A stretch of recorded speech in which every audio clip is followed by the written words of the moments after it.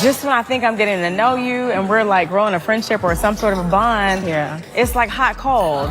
And then in Dallas, you were the one saying that I was stirring things up in the group. And even after Kay said that it wasn't me, you were still like, no, you. Angela and Shamea continue proving why they have become one of the most talked about rivalries on the Real Housewives of Atlanta this season. Because every time these two women come together, the tension immediately takes over the entire conversation. What really stood out to me about this latest interaction is that it felt like both women came into the situation carrying months of frustration. This wasn't just about one disagreement. This wasn't just about one comment.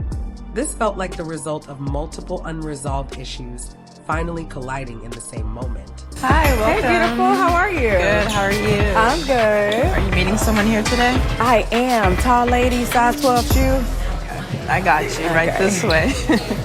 Hey, she's right here. Thank you. Hi. Hi. How are you? I'm good. How are you?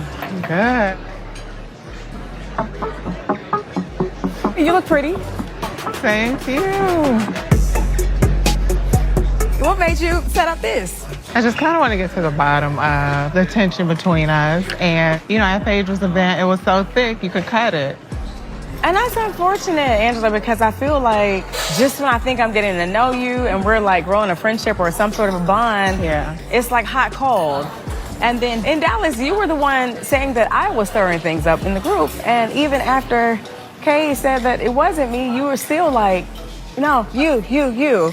So it almost feels like you're picking. Yeah, why do you always think you're a victim? Nobody's picking on you. We can go back. You even said you had a gift, girl. A gift? And my discernment. And your discernment was off. Use your discernment to help you sell some houses. Use your discernment to tell you about the drama that you've had with other people in this group. Your discernment is very off with me. How are y'all doing today? Oh, God. What do you recommend? My favorite is the salmon kebab. It's a really big plate, so I hope y'all came here hungry. She's talking about kebabs, and all I'm thinking about is bobbing and weaving them big hands and them big feet under the table. I'll be back to check on y'all. Hello, do you not see I'm up against Sasquatch? First of all, Shamea, you're not that high on the Richter scale for me to be bothered by you. Well, then first of all, being bothered. I'm not. But you know what? You continue to talk about me, and I respond. You said I broke up your friendship. I'm not bringing up anything with Portia. I'm not here to talk about Portia. We're I'm not here talking to talk about about Portia. I'm talking about you. Why do you keep saying that I am stirring things up with Kay Michelle? Did you tell Kay how you and I initially fell out? No. Actually, I didn't. Y'all said she feels the friendship was lopsided, but these are things that y'all are feeling. Well, when it was taken to Portia, it was said like, this is how I feel. Every time she's confronted with how she made someone feel, she evades accountability. I think it's weird that Angela was able to forgive someone that said she sleep with her husband. I just laughed. And I apologized for it. She was able to forgive the Phaedra fiasco. That was false. And yet, she's still mad at me. What's really going on, sis? I'm about to think you're a little touched. Whose mind is this you're using? Are you conjuring up Portia? Are you conjuring up Candy? Can't even get you Portia don't have a mind. You don't have a mind. Candy. I don't have to. I know you're trying to be like Candy. Angela is one of them girls whose ponytail was this long and would fan out in elementary. And she used to pick on the girls that had hair or that were cute. She was just mad for no damn reason. You don't have your own identity, baby. You're a lap dog. Drew told you to say that too? I see that. You're a lap dog in lipstick. Hi, ladies. I'm mad that I don't get to try the damn kebabs. I came here to eat, not argue. This bitch wanna argue. You a background singer. No. That's what you want to do. You want to EGOT. Get a hit first. I do want to EGOT. I don't want to be like Angela.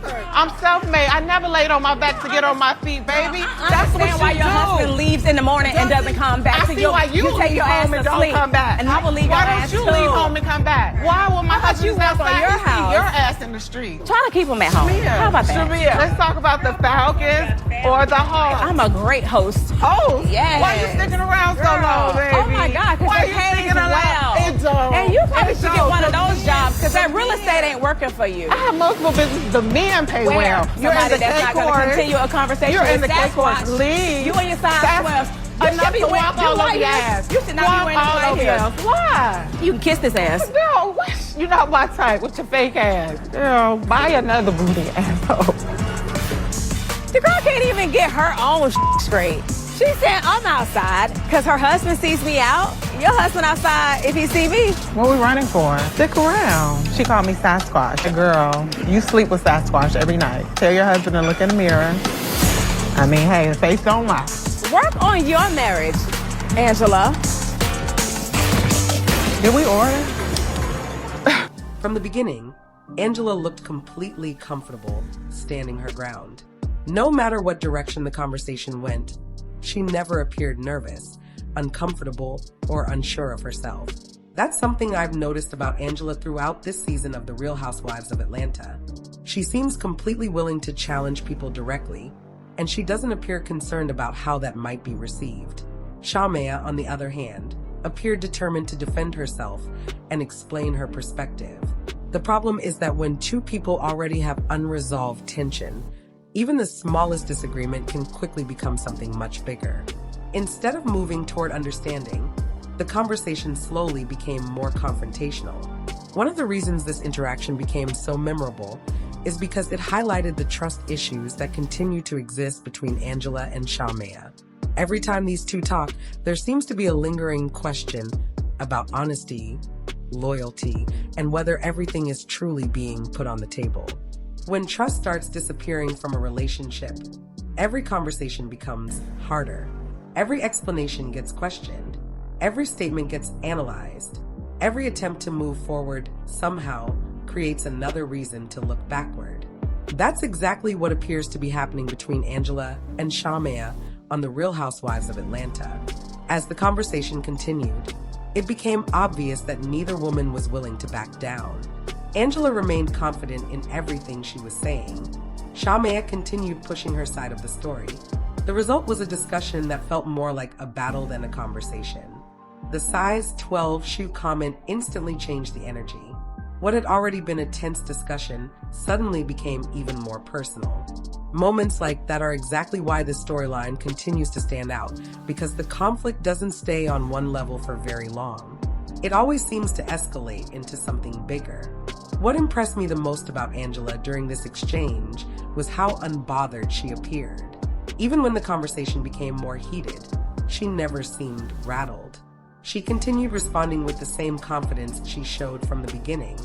That confidence created a very interesting dynamic, because the calmer Angela appeared, the more intense the overall conversation felt. Sometimes the person who appears the least emotional ends up controlling the direction of the entire interaction, and that's exactly what seemed to happen here. At the same time, I don't think Shamea was willing to allow Angela to completely control the narrative. Shamea continued speaking up for herself and continued defending her actions. That's why the disagreement never really settled down. Both women appeared determined to make sure their voices were heard. Another thing that stood out was how quickly old issues resurfaced. Instead of focusing only on the immediate problem, previous frustrations started making their way back into the conversation. That's usually a sign that the real issue was never fully resolved in the first place. On The Real Housewives of Atlanta, we've seen countless disagreements start over one topic and eventually become about something entirely different. That's what happened here. The longer Angela and Shamea talked, the more complicated the situation became.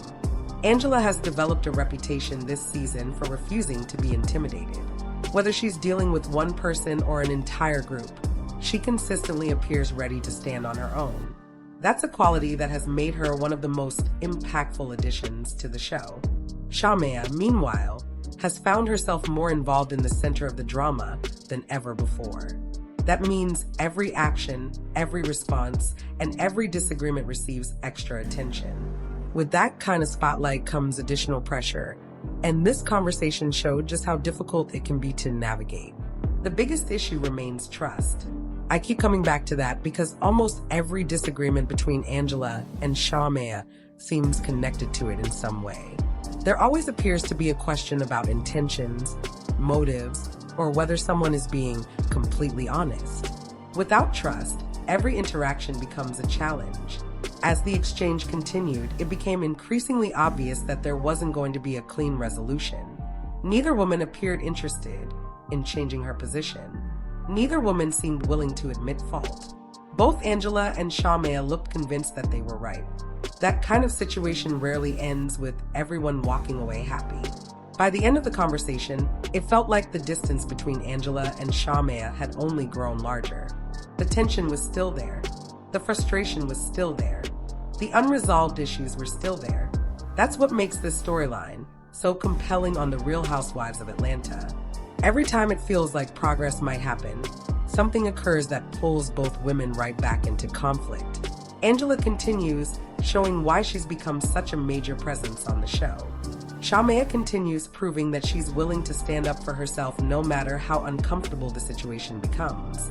When those two personalities collide, drama becomes almost inevitable. This latest confrontation didn't solve their problems.